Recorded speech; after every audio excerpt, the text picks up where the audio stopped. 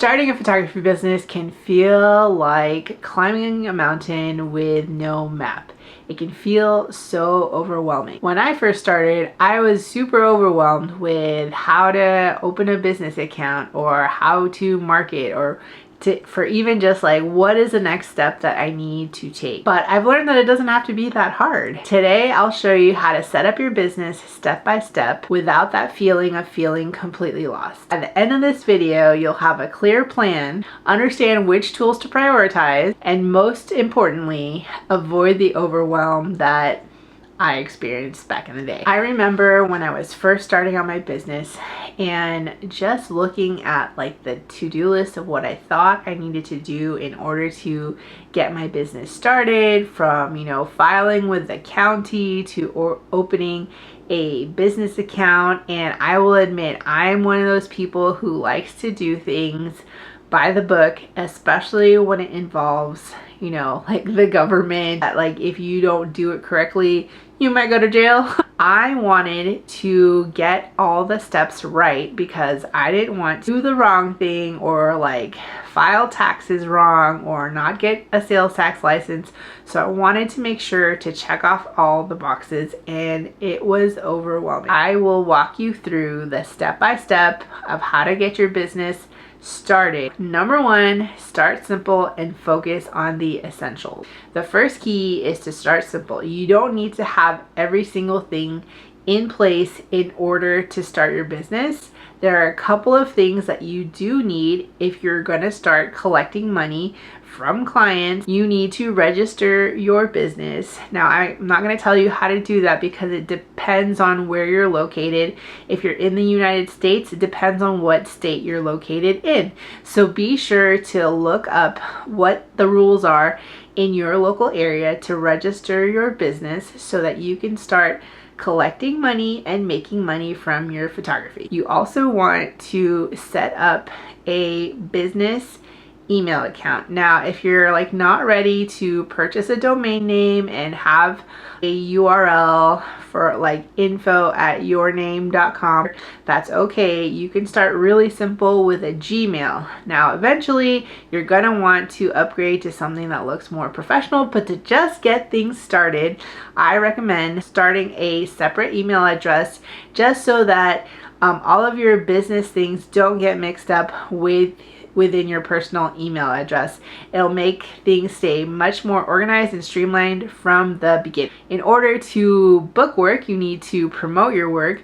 So I would recommend starting, if you don't have a website yet, that's okay. You can use something like Instagram or Facebook to just get your business started, get a little portfolio going that you can start sharing with others.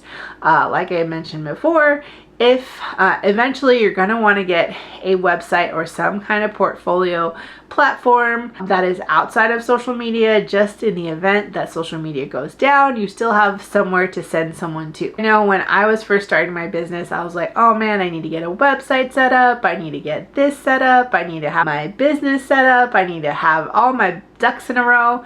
But the reality is that really you just need to register your business. You need to have a place where you can communicate with your clients so that your communication doesn't get lost somewhere. And you need a place where people can see your work so that they can know, hey, I want to hire you.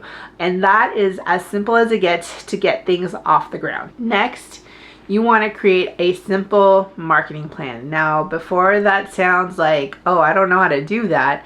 A marketing plan is just simply, how are you going to let others know about your business? How are you going to let others know that you're open to take clients? That is the long and the short of it. Start with, who is your target client?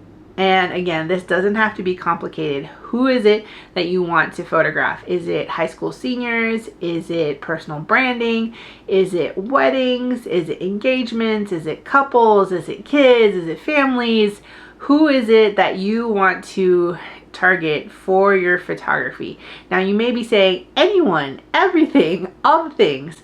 And while that may be true, you will be able to market your business so much easier and so much better if you have a focus, if you have a niche within your photography. So say that families, you'll be able to know that you're talking to families out there. You can post family work out there. Now, if you're talking to high school seniors, if you have a portfolio full of high school seniors, you can put that out there and market towards those seniors and their parents. Then, as far as like the actual marketing of it, choose where you're going to market your business. Is it on Facebook? Is it on Instagram?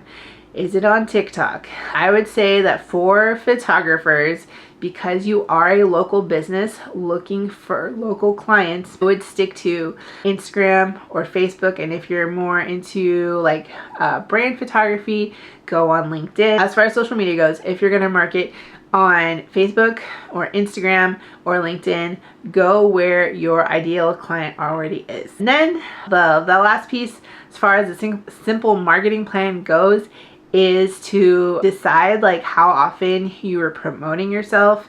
Is that daily? Is that a couple days a week? Like, create a small schedule for yourself, super simple schedule for yourself. It doesn't have to be complicated. Decide on a frequency, decide on a cadence that you will be promoting your business so that people can know that you exist and they can book you. I know that it can feel tempting to establish yourself on several different platforms because you like, oh, I can be in all the places. The problem with trying to be in all the places all at once is that A, it's overwhelming. B, it's really hard to stay consistent on all of the different places when there's only one of you. So I recommend choosing one platform, 2 max, to promote your business, to build your business, to build an audience. And if you're ready to explore other platforms, you can expand from there, but get really good on 1, 2 max. Third step when it comes to getting your photography business up and running without the overwhelm is to streamline where you can. Now, I know if you're at the beginning of your business, you're like, how do I even streamline? A really great way to get started with little bits of automation and little bits of systemization is through creating some email templates. So let's say you have someone who inquires with you, is asking you about your services. Instead of having to write an individual email every single time, you can create a template response, and then you can customize it a little bit, but the bulk of the information is already in the template so that you don't have to write it every time you get a new inquiry. And if you want to get yourself set up for success from the beginning, I highly recommend looking into a CRM, which is a customer relationship manager. Things like Dubsado, Honeybook, Sprout Studio, 17 Hats. There are a bunch of them out there. Personally, I love and use Honeybook. And if you check the description below, there's a link where you can get a special discount. Really great. You can have you can set up contact forms. You can set up lead forms. You can send out proposals. You can get invoices and look really professional. Keeps you very organized. It integrates with your calendar. You can track your finances within it. It's a great spot. I'm actually going to do another video on Honeybook because it has been a game changer in my business since I started using it about, I think, like 4 or 5 years ago, and it just keeps getting better and better. When you're getting your business off the ground, just remember it doesn't have to be perfect. It can be messy. It can be scrappy. It can be like, I'm just gonna figure this out as I fly the plane, and that's okay too. Remember that done is better than perfect. I can't even tell you how many project ideas and things that I have had in the span of my business. Like, oh, let me do this, or oh, I think I should do that. But I would get so caught up in it being perfect, in like having everything, perfectly planned out, that I would get so stuck in planning mode that I never actually took action. So if there's one tip that I can give to you, that if you have this dream to start a photography business, is to go ahead and get started. You don't need a fancy logo. You don't need brand colors yet. You don't need a website with a bunch of bells and whistles at the very beginning. You don't need any of that. You just need to get yourself out there to prove that your photography is a viable service. and that people are willing to pay you for your service. And then once you're making some money, you can start reinvesting that back into your business for a logo, for a website, for all those other things that like are further down the line. But really, to get started with your photography business without making it hard, without making it complicated, without the overwhelm, it's really simple. Get your business registered, have a way to communicate with your clients, and then have a simple portfolio. A pro tip would be get a payment processor set up so that you can actually collect money, but of course you can also collect cash and checks, which wouldn't require that. So if you just start with those things, you can gradually build momentum for your business, figure out what it is that you need to do next, and keep growing from there. So I hope this video was helpful. If you need a plan for setting up your photography business, you're like, okay, this sounds great, but I need the help. I need a map. I need a checklist. Well, I have a free checklist down in the description below so that you have a roadmap for all the things that you should be thinking about as you get started and what you need to be doing over the course of your business. Hi, I'm Katie. I'm a brand photographer out of Dallas, Texas, and I help other photographers get found, get booked, and get more money in their business. And I'll see you in the next video.